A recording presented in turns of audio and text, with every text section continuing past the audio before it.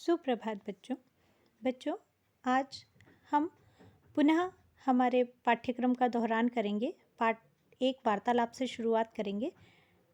बच्चों, जैसा कि आप जानते हो कि वार्तालाप का मतलब बातचीत होती है, संवाद होता है, कन्वर्सेशन होता है, जो कि दो या दो से अधिक व्यक्तियों के मध्य में होता है। प्रस्तुत पाठ में लट लकार की पुनरावृत्ति है। पुनरावृत्ति का मतलब होता है बच्चों दोहरान, है ना। लट लकार मतलब वर्तमान काल, ऋट लकार मतलब भविष्य काल, यानी कि लट लकार और ऋट लकार के धातु रूपों की पुनरावृत्ति है दो संवाद के माध्यम से। हम लट लकार में जब रूप बनाते हैं बच्चों तो अति अतः अंति संक्षिप्त रूप जोड़कर बनाते हैं। वहीं ऋट लकार में जब धातुओं के रूप बनाते हैं तो इष्यति इष्यत इष्यन्ति जोड़ते हैं। पाठ के प्रारंभ में, जैसे पिछले वीडियो में भी मैंने आपको बताया था कि लट लकार जब बनाते हैं बच्चों तो हम धातुएं वही रहती है, धातुओं का रूप नहीं बदलता है ना। कि धातुएं वही रहती है, धातु में जुड़ने वाला संक्षिप्त रूप लकार के अनुसार बदल जाता है, इसीलिए उस धातु का लकार के अनुसार रूप अलग अलग बनता है। तो लट लकार जो पहला संवाद है बच्चों, उसमें लट लकार के धातु रूप है। गुलाबी कलर से लिखे हुए जितने भी शब्द हैं वो लट लकार के धातु रूप है, वर्तमान काल के धातु रूप हैं।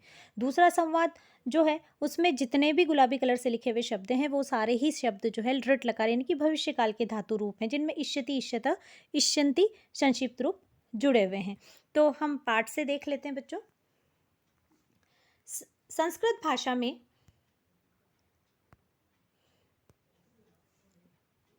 भाषा में काल को लकार कहते हैं, क्रिया के मूल रूप को धातु कहते हैं। इन्हीं धातु के मूल रूपों को हम लकारों में प्रयोग करते हैं। संस्कृत में पढ़ाए जाने वाले लकार लट लकार, ऋट लकार, लंग लकार, लोट लकार, विधिलिंग लकार, ये हैं। वैसे संस्कृत भाषा में जो लकारों की संख्या है बच्चों वो 10 है ना। लेकिन अभी हम जो है 5 लकारों को पढ़ रहे हैं। प्रस्तुत हमारा जो स्तर है, प्रथम स्तर कक्षा 6 में था जो हमने पूर्ण किया, अब हम द्वितीय स्तर पर हैं। यहाँ पर हमारे जो लकारों की संख्या है वो 5 हो चुकी है, यानी कि 5 लकारों का अध्ययन अभी तक हम कर चुके हैं। तो लट लकार का प्रयोग वर्तमान काल के लिए किया जाता है, ऋट लकार का प्रयोग जो है भविष्य काल के लिए किया जाता है। जैसा कि बच्चों यहाँ पर अगर हम उदाहरण से देखें, जैसे ये तालिका आपको दे रखी है सह, है ना, सह पठती, तो जब हम लकार परिवर्तित करते हैं ना बच्चों तो केवल क्रिया के रूप में परिवर्तन आता है। जब भी हम किसी वाक्य का लकार परिवर्तन करते हैं तो उसके क्रिया के रूप में परिवर्तन आता है।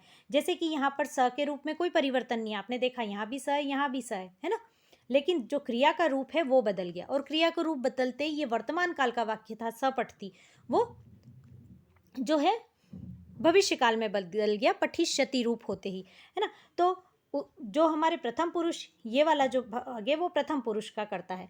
तो प्रथम पुरुष में बच्चा संज्ञा और सर्वनाम दोनों के ही कर्ता होते हैं, यानी कि इन सह तौ ते के स्थान पर हम बालको बाल के बालका भी प्रयोग में ला सकते हैं, बालिका बालिके बालिका भी प्रयोग में ला सकते हैं, फलम फले फलानी भी प्रयोग में ला सकते हैं ना।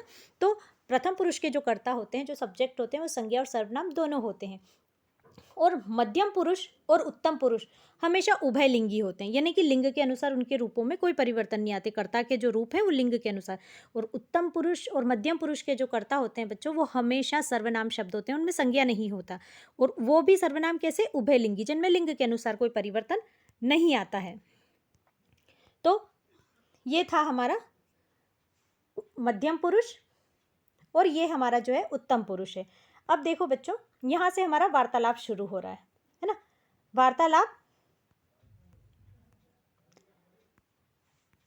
वार्तालाप में है यामिनी सुगंधे त्वं किम करोषि।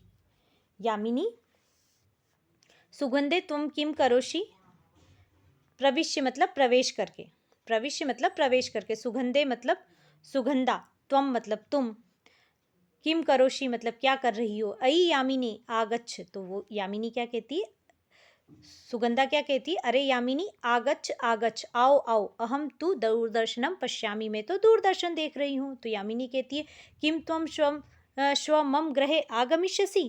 किम मतलब क्या, त्वम मतलब तुम, श्व मतलब कल, मम मतलब मेरे, ग्रह मतलब घर, आगमिष्यसि आओगी, क्या कल तुम मेरे घर आओगी। तो सुगंधा कहती है किम अर्थम, किस लिए आऊँ, क्या काम है। तो यामिनी क्या कहती है, श्व अहम परिवारेण सह भ्रमणाय गमिष्यामि, किम त्वम चलिष्यसि, कि कल मैं अपने परिवार के साथ घूमने जा रही हूँ, क्या तुम चलोगी।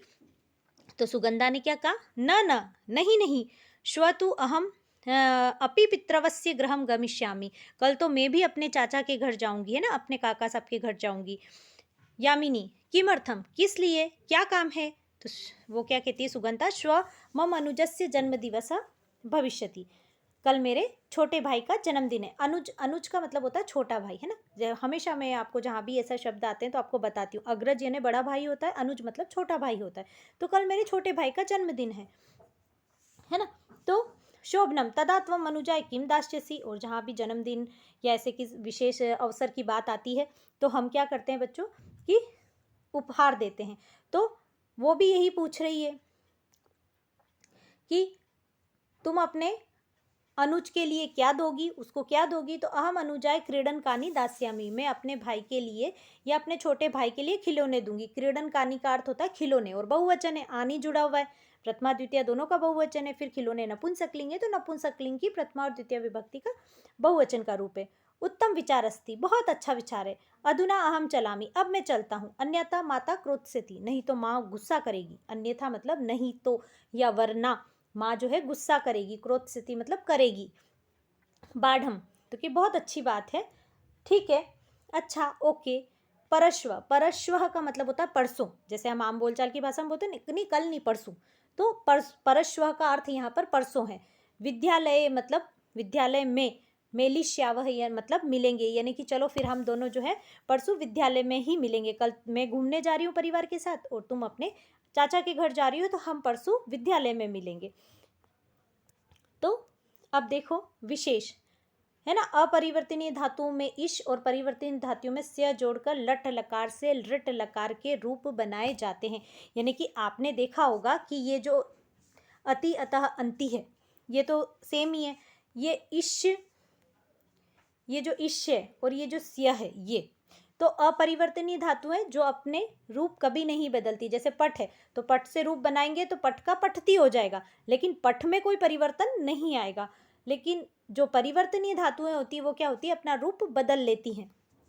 जैसे दा प्लस दा धातु, हम रूप किससे बनाते हैं, यच्छ से। दा का अर्थ होता है देना, टू गिव, लेकिन रूप किससे बनाते हैं, यच्छ से। यच्छति, यच्छतः, यच्छन्ति, है ना। इसी प्रकार से पा धातु है जिसके रूप हम पीप से बनाते हैं, स्था धातु जिसके रूप हम तिष्ट से बनाते हैं। ऐसी बहुत सारी परिवर्तनीय धातुएं, तो जो धातुएं अपना रूप बदल लेती है बच्चों, उनके रूप जो है हमें हमेशा किसमें बनाने हैं, सिया जोड़कर ऋट लकार में। और ये दो संक्षिप्त रूप केवल ऋट लकार भविष्य काल में ही है बच्चों, बाकी सभी जगह हर लकार का एक ही संक्षिप्त रूप होता है, ठीक है ना। तो दास्यति, है ना, पास्यति, इस प्रकार से रूप बनेंगे। तो इसके बाद बच्चों इसी के साथ है ना हमारा प्रस्तुत पाठ पूर्ण हुआ। मैं पुनः आप सभी को अभ्यास कार्य की अनुवाद की PDF भेज रही हूँ, जिसका भी गृह कार्य अधूरा है वो अपनी पाठ्य पुस्तक उत्तर पुस्तिका में पूर्ण करें। Thank you.